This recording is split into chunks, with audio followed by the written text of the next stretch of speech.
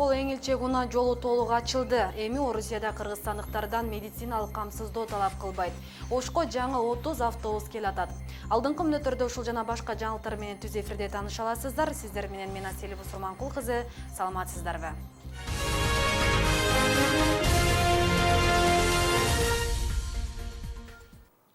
Каракол Эңилчек унаа жолу толук ачылды. Бул тууралуу ынтымакка өзгөчө кырдаалдар министрлигинин басма сөз кызматынын башчысынын милдетин аткаруучу Элмира Шерипова билдирди.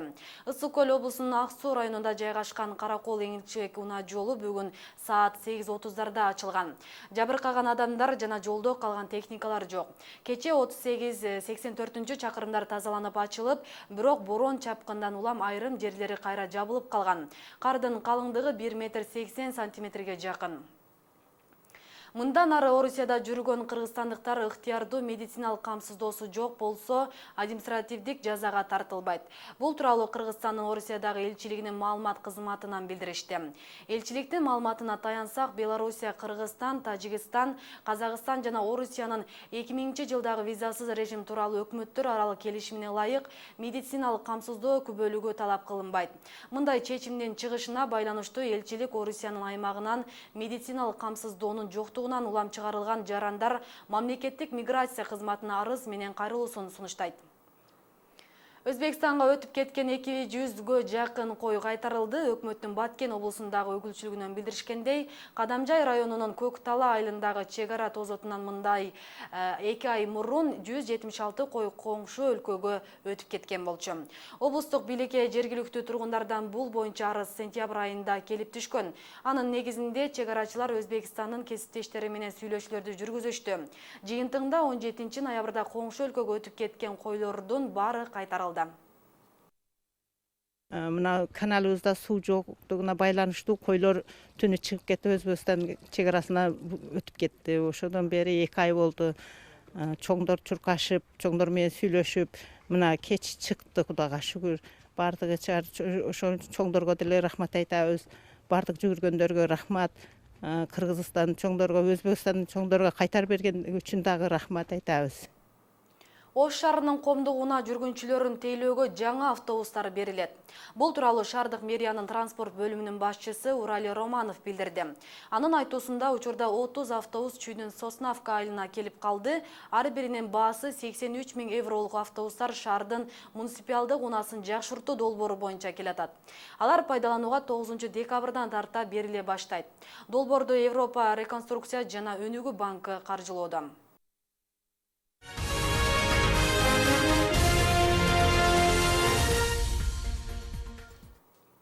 Эми Кыргызстанда жүрөк жана менин кан тамыр ооруларына компьютердик система аркылуу операция жасалат.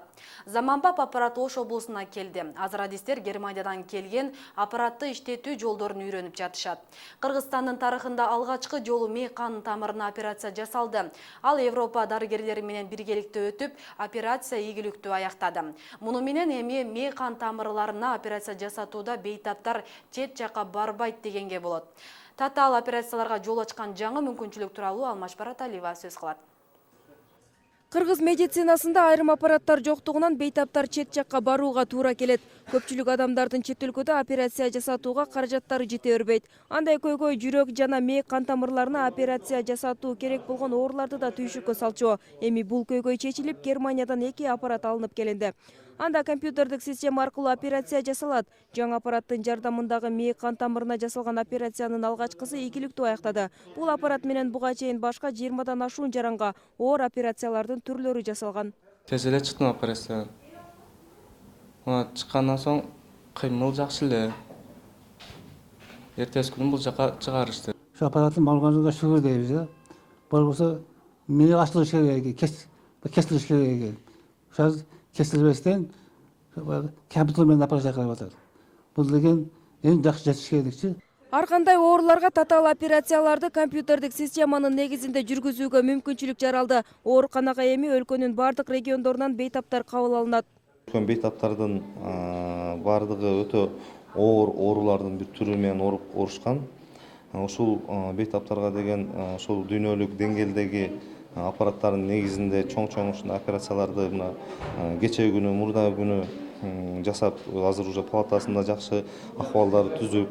Компьютердик система менен жасалган операциядан соң бейтап жакшы болуп чыкканга чейин 1 жума убакыт талап кылынат. Айрым учурларда 1-2 күндө жетиштүү дейт адистер. Себеби жаңы ишке кирген аппарат анализди так туура чыгарып берет. Любой операциянын результаты технический уровень көп зависит этет да. Оорудун операциядан жакшы болуп кетишине, операциянын жүрүшүнө. Бул чоң өтө таасир. Ошондуктан биз көп аппараттарды Германиядан алдык. Мисалы үчүн азыркы сиз көрүп турган аппарат микроскоп Германиянын Миллер Медель деген маркасындагы микроскоп өтө чоң возможносттору бар. Заманбап кардиохирургиялык аппараттар бейтапты дарылоодогу үзгүлтүксүз уланган система болду. Анын каражаты $800 000 түзгөн. Бул жабдык менен иштөө үчүн дарыгерлер 2 жыл Европа өлкөлөрүндө практика жүзүндө окуп келишкен. Алмаш Параталиева, Бактияр Асылбек уулу, Ынтымак. Ош шаарындагы прокуратура кызматкерлери сыйланды. Мыйзамдын аткарылышын көзөмөлдөгөн орган мындан 92 жыл мурун түзүлгөн. Бүгүн шаардык мэрия тарабынан прокуратура кызматында 10 жылдан ашуун эмгектенген 5 кызматкер ардак грамота жана акчалай сыйлыктарга ээ болушту. Ошондой эле соңку жылдарда шаардык прокуратура алгылыктуу иштерди аткарганы айтылды.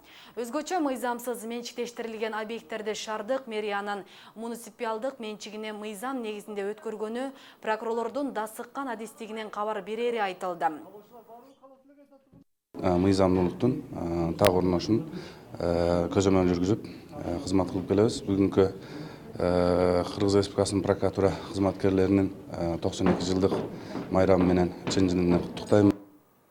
Учурда Кыргызстанда ар бир 3-чү адам кант диабети менен жабыркайт. Бул ооруга чалдыккан адамдар өмүр бою дарыгерлердин көзөмөлүндө болуп, дарыланышы шарт. Анткени ал ооруну түп тамыры менен жок кылууга мүмкүн эмес. Андыктан кант диабетине чалдыккан оорулууларга кандай кам көрүш керектиги боюнча бүгүн Ош облустук ооруканасында иш-чара болуп өттү. Мында көтөрүлгөн негизги маселе оорунун алдын алуу.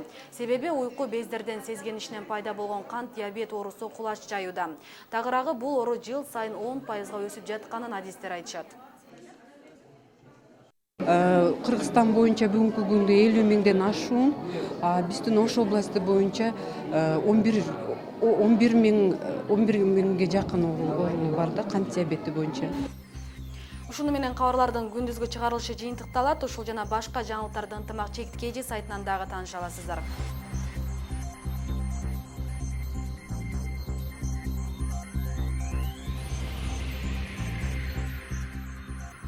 Мен болсо сиздер менен коштошом. Ар дайым жакшы жаңылыктар менен амандашалы. Кечиңиздер көңүлдүү алсын.